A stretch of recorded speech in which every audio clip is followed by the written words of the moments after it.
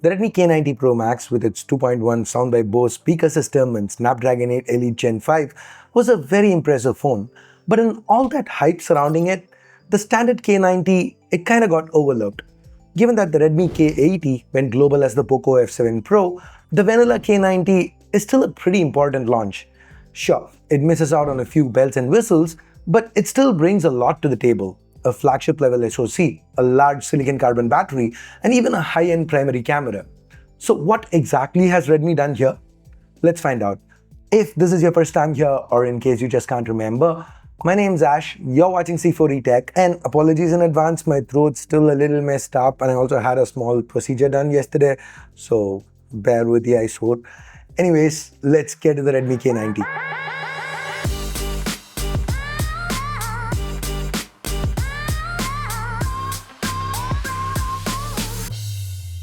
We've got a typical Redmi box with Sound by Bose and HyperOS logos to the bottom. There's more branding to the sides. Guys, I picked up the 12256, which is again the base. Redmi offers up to 16 gigs of LPDDR5X RAM and up to a full terabyte of UFS 4.1 storage. Inside, the first thing we see is this white insert. It houses a SIM tool, a quick start guide, and a solid colored soft case. Next up, the K90 itself. I went with a black version. Redmi also offers this phone in white, blue, and purple. Personally, I think the purple looks the best this time. Now, regardless of what color you choose, the back here, despite this being a mid-ranger, Redmi's done something nice. The entire back, including this camera curve you see, it's all a single piece of glass, and it feels premium in hand. The back's got a matte finish, so it is quite resistant to fingerprints and smudges. The sides are aluminium, rounded off edges, curved corners, flat front, flat back. It's your typical 2025 flagship design. Now the display is slightly smaller this time at 6.59 inches, but with an 8mm thickness and 206 gram weight, this is still a pretty large slab. So it's not the easiest to grip unless you have oversized hands. Now under this display sits an ultrasonic fingerprint scanner, the kind which doesn't need multiple taps to register.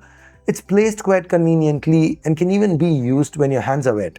Makes sense given the K90 also has an IP68 rating. Now you get support for NFC, Bluetooth 5.4, Wi-Fi 7, there's an IR Blaster 2 in case you want to control appliances around the house.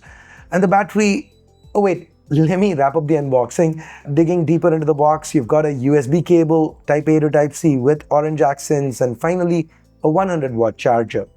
Now the K90 has a solid 7100 mAh battery, and with that 100-watt charger you can go 0 to 50 in just 18 minutes and 0 to 100 in about 45. So it charges pretty fast.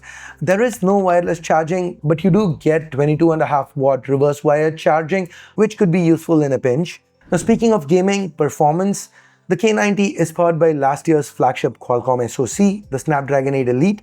Sadly, this phone wouldn't let us run 3D Mark or even Antutu, but we've seen this chip in action all year long, so we have a good idea of what it's capable of. Basically, it should be able to run anything you throw at it with ease. And in the time we spent with the K90 so far, we didn't notice any overheating issues. Now, regardless of what you're doing, whether it's playing a game or watching a movie, it all looks great on this display. The resolution here is 1.5K, but it's got the same superior sub-pixel arrangement that we saw on the Xiaomi 17 Pro Max. Just like with that display, the refresh rate is 120Hz here too, though it is not dynamic, meaning this is a LTPS panel. It's still high quality. Redmi claims 3500 nits for HDR, it output 1200 nits in our tests, so plenty bright for usage outdoors. Under low light, it can drop to as low as a single nit, with Redmi offering DC-like dimming throughout the range. For the audio part, we get symmetric speakers with a balanced split. While it's not as crazy as the 2.1 setup on the Pro Max, it is still very good. With optics, here's where the K90 outdoes most of the competitors in segment. The primary, it's the same sensor from the Xiaomi 17, the Light Fusion 800. It's a 1x1.55-inch sensor paired with an optically stabilized f1.9 lens. It does quite well. Images turned out detailed with excellent dynamic range. Even under low light, the highlights were well controlled and the noise levels were kept low. For video, this phone can do up to 8K 30, pretty good. Now the second sensor is an 8-megapixel OV98D, a run-of-the-mill mid-range ultra-wide, nothing much to talk about here. Now the third one, this is another 50-megapixel sensor, the OV50M. It's paired with a 2.5x telephoto lens. That 60mm equivalent, it's excellent for portraits.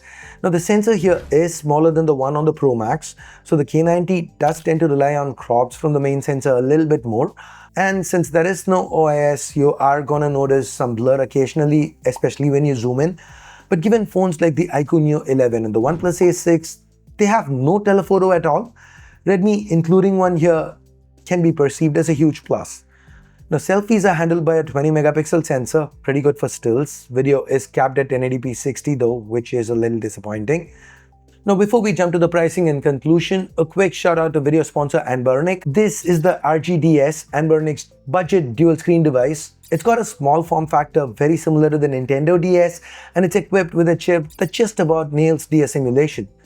Now sure, there are a lot of ways to experience retro games, but given the dual screen requirement of the Nintendo DS, it's one system that's never felt just right on most devices. Here on the RGDS though, the experience is pretty damn good.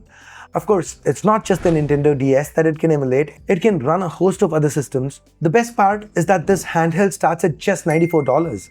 It seems great value given it offers a very unique experience. Now to know more about the Anbernic RG DS, check out the link in the description below. Coming back to the Redmi K90, this phone in China, it starts from 2599 RMB, a 100 RMB bump from last year. Considering rising memory prices and the fact that Qualcomm's pumped up the price of the flagship SoC, this isn't all that bad, especially given the competition isn't any cheaper this year. All these sub-flagships, if I might call them that, they all start around 2600 RMB. So overall, the Redmi K90, which is expected to go global as the POCO F8 Pro, it seems like a solid all-rounder. Look like Redmi has nailed that balance. It's excellent for media consumption, its camera setup is above average, the battery and charging specs are solid, and the build feels premium. So what do you think about the Redmi K90? Drop a comment down below, and if you've made it this far, please hit subscribe, it helps the channel out a lot. Thanks for watching. Ash out. Okay, I can't do this now, so